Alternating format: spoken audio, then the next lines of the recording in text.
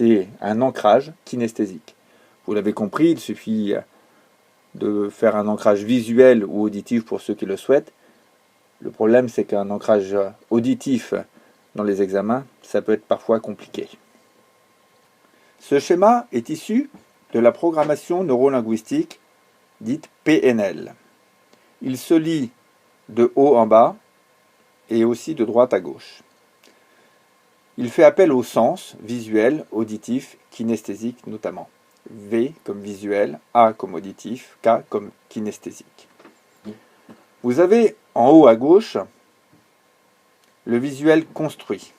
En haut à droite, le visuel remémoré. Au milieu à gauche, l'auditif construit. Au milieu à droite, l'auditif remémoré. En bas à gauche, le kinesthésique. En bas à droite, l'auditif interne, autrement dit, la pensée. En fait, un étudiant, tout comme un adulte d'ailleurs, a un côté construit, un côté remémoré. Dans 80% des cas, lorsqu'on regarde le patient face à nous, le visuel construit est à gauche, le visuel remémoré est à droite. C'est-à-dire que pour une personne, son visuel remémoré est en haut à gauche. Ainsi, quand vous êtes face à quelqu'un et que vous communiquez avec lui, qu'il va chercher des souvenirs, si ce sont des souvenirs qui sont plutôt visuels ou que lui est plutôt dans un champ visuel, il va avoir son regard qui va aller en haut à droite pour vous, en haut à gauche pour lui. Cela veut dire que une personne qui apprend ses cours, un étudiant qui apprend ses cours, va avoir d'une part un moment où il va apprendre et un moment où il va aller chercher l'information. Quand vous voyez quelqu'un qui vous paraît être dans la lune, en fait, s'il lève ses yeux en haut à gauche, il est en train d'aller rechercher ce qu'il a lu à un moment. Ainsi, si on regarde cette personne, ses yeux partent en bas à sa droite, donc pour vous en bas à gauche. Il est en train de ressentir une réponse, en train de ressentir quelque chose. Quand il vous parle, si ses yeux partent en bas à droite, c'est qu'il ressent ce qu'il exprime.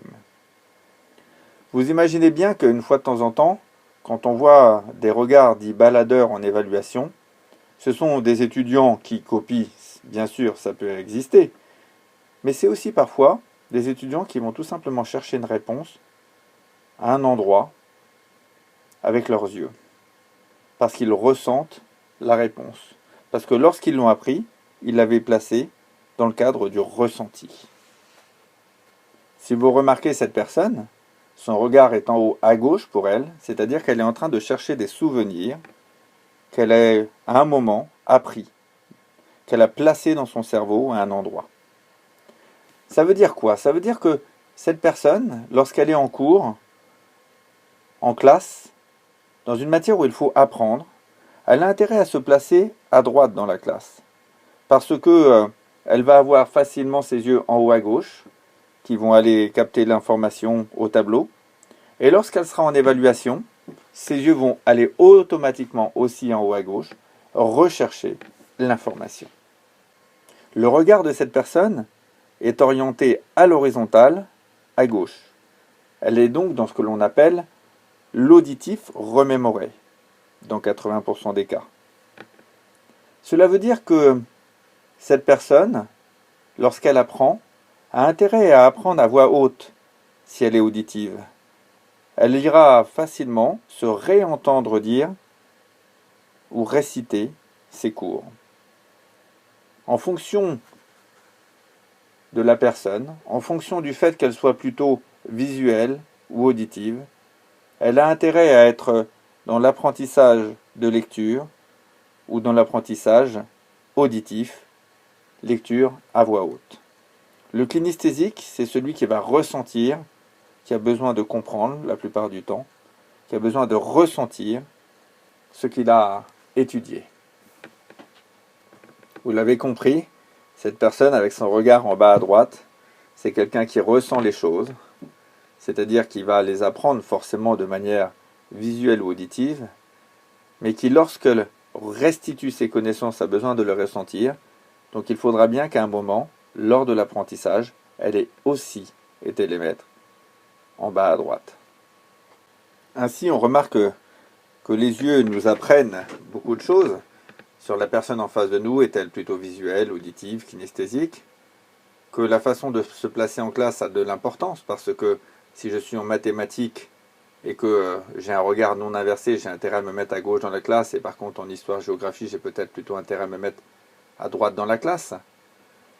Il y a aussi le fait que un ancrage peut-être visuel, auditif ou kinesthésique, donc on retrouve là encore les sens utiles. Je voudrais aborder rapidement aussi la méthode Coué qui est bien connue, qui consiste à se donner des idées positives à haute voix, les yeux fermés. À haute voix, s'entendre les dire, les yeux fermés pour ne pas se faire polluer par quoi que ce soit. Peut-être qu'un jour on montrera qu'à haute voix avec une belle image, c'est encore mieux. Aujourd'hui, ce n'est pas encore prouvé à ma connaissance. En dehors de l'activation des sens, il s'agit de repérer quelques conditions pour bien travailler. D'abord, justement, ne pas saturer les sens. Pas de musique, bien sûr, parce que un auditif sera pollué. Il ne pourra pas retenir en même temps sa leçon et la musique. Un non-auditif sera saturé. Pour autant, on peut comprendre qu'une musique très douce qui permettrait de ne pas entendre ses frères et sœurs se disputer dans la salle à côté pourrait être finalement utile. Ne nous soumets pas à la tentation, car je suis monotache. C'est-à-dire qu'il n'y a aucun intérêt à travailler avec son téléphone portable, avec ses SMS en attente à côté de soi, puisque sinon, le cerveau ne va pas pouvoir être concentré sur la tâche. Pour autant, que cela soit clair, si vous attendez un message très important, la sortie d'un hôpital, de quelqu'un que vous aimez, ou d'un autre type, il est sans doute plus important d'avoir le téléphone à côté de soi et d'être alerté pour pouvoir ensuite bien travailler, reposer, plutôt que de descendre toutes les 10 minutes pour s'enquérir de savoir si la personne a téléphoné. Ensuite, les jeunes disent « au calme », ça s'écrit KLM dans leur SMS, ou à plusieurs. Là-dessus, les sciences de l'éducation vont vous dire que dans pas mal de cas, travailler en groupe, c'est moteur. Il y a certaines personnes qui, elles, travaillent beaucoup mieux dans le calme, c'est-à-dire seules. Il n'y a pas forcément de réponse à cela. Le tout, c'est peut-être d'essayer. Si un étudiant n'arrive pas à travailler tout seul, à ce qu'il puisse travailler en groupe avec d'autres pour lesquels c'est aussi bénéfique. Ou bien, si quelqu'un travaille en groupe mais n'a pas des bonnes notes, tout simplement d'essayer une méthode inverse, travailler au calme. Il est aussi important de savoir l'attendu et les critères. Bien entendu, si vous savez sur quoi vous allez être évalué, quel est l'attendu du professeur, vous allez pouvoir restituer plutôt que de vous faire plaisir à écrire dans une copie quelque chose qui ne rentre pas dans la grille de correction.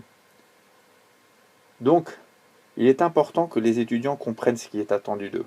Un petit peu comme nous dans nos travails d'adultes, si on n'a toujours pas compris ce qu'attendait de nous notre chef, est-ce que ça vaut la peine de s'atteler à la tâche?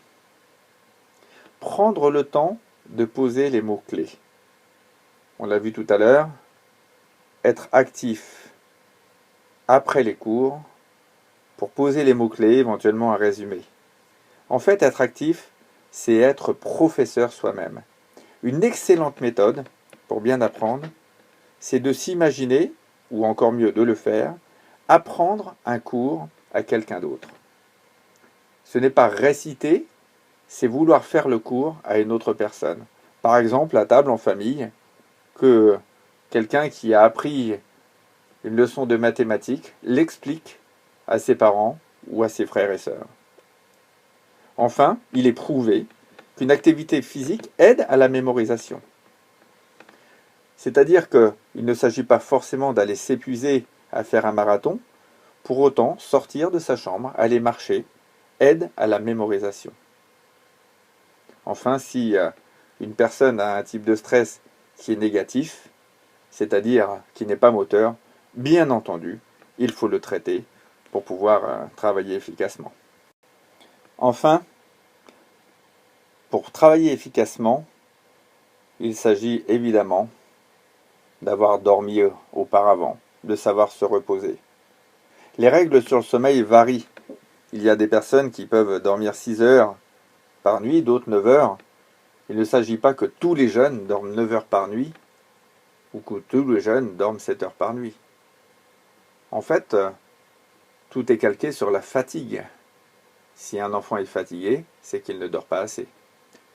Le sommeil est réparateur, dit-on.